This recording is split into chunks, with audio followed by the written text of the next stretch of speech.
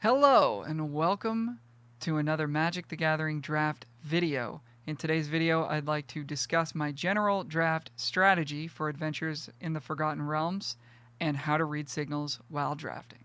Let's get to it.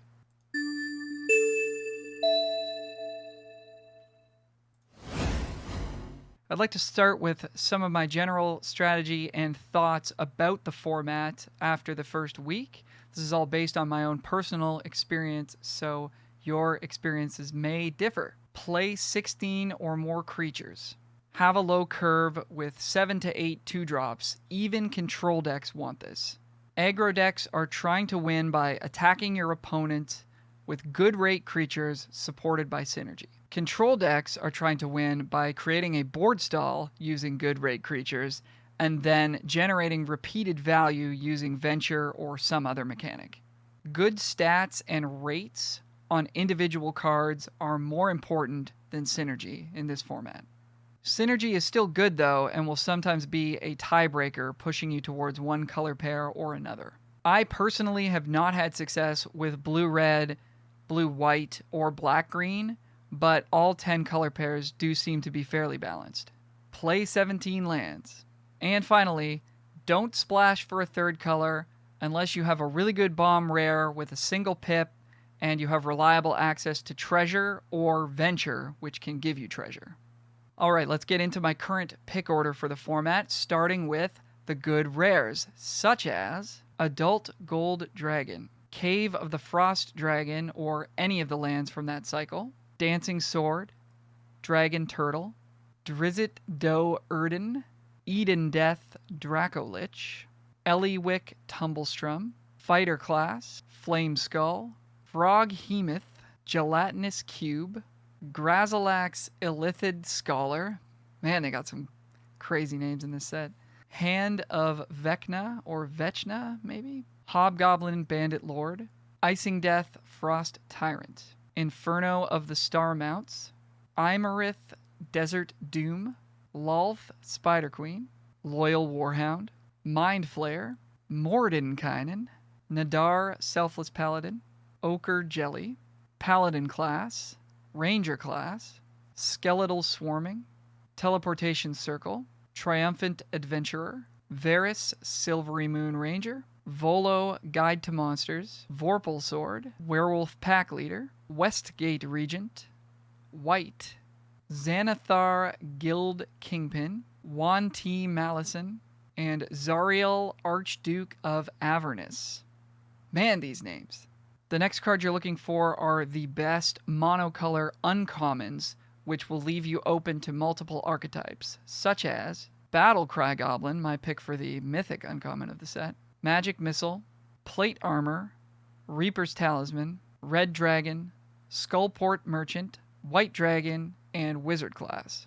Next, you're looking for the best multicolor Signpost uncommons, which indicate what their color pair is trying to do, such as Barrowin of Clan Under, Bruenor Battlehammer, Faride Devil's Chosen, Kalane Reclusive Painter, and Cridle of Baldur's Gate.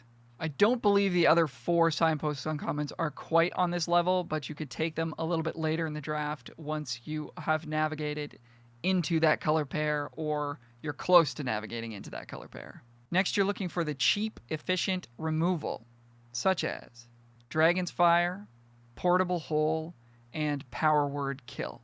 After that, you want to start picking up good 2-drops, which include Knoll Hunter, Hired Hexblade, Hobgoblin Captain, which is probably the best of them, Ingenious Smith, Intrepid Outlander, Prosperous Innkeeper, and Steadfast Paladin. Next, you'll be looking for good rate cards that fill in the areas of your curve that you have not yet filled in, such as your 3-drops, 4-drops, 5-drops, maybe a couple 6-drops. These include cards like Genie Windseer, Owlbear, Priest of Ancient Lore, Valor Singer, and Grim Bounty.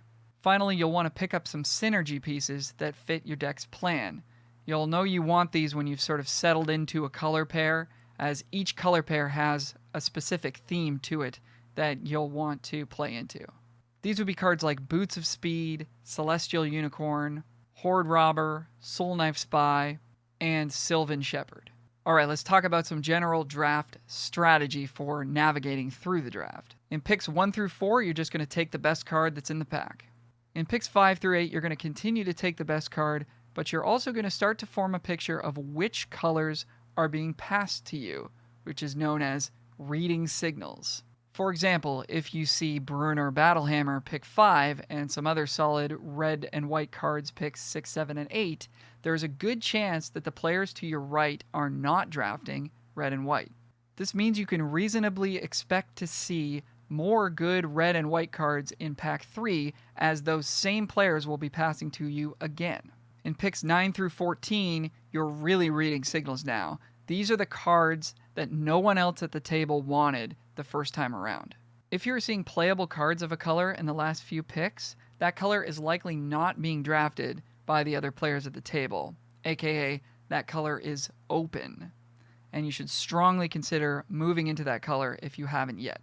By the end of pack 1, you have ideally identified your main color. This is the color that you have the most quality cards of, or is the most open, and hopefully both. Red is the deepest color at common, so it is a good default if you're unsure of which colors are open. Through packs 2 and 3, you will likely be pivoting between 2 or more color pairs. You want to continue to prioritize cards of your main color, and then let the cards that you get passed of other colors or the synergies that are present in your card pool push you towards your secondary color. You can decide on your secondary color as late as pack 3 if you're deep enough on your primary color. For example, let's say I have 5 pretty good red cards, 2 good white cards, and 2 good blue cards by the end of pack 1. I've also determined that red is open from my right. I am now going to be pivoting between red-white and red-blue. I will continue to prioritize good red cards through packs 2 and 3. If I see a great white or blue card, or maybe one of the Signpost red-white or red-blue uncommons, I'll take it and let it push me towards drafting that color as my secondary color. I'll also be keeping an eye on the synergies that I have in my pool. If I didn't end up with any die-rolling red cards, I'll be prioritizing blue less, as that's a pretty important theme in the red-blue color pair. And one final note is to ignore pack 2 signals for the most part. The packs are moving in the opposite direction, and therefore the signals will be completely different than they were in pack 1 and will not accurately inform you of what to expect to see in pack 3. That's going to do it for this one. As always, thank you so much for watching. I hope this video was helpful to you. Please click like and subscribe if you enjoy my videos. It does help the channel a lot. You can also catch me streaming from time to time on Twitch, twitch.tv/alromusic. Thanks again for watching. Good luck in your next draft. See you on the next one.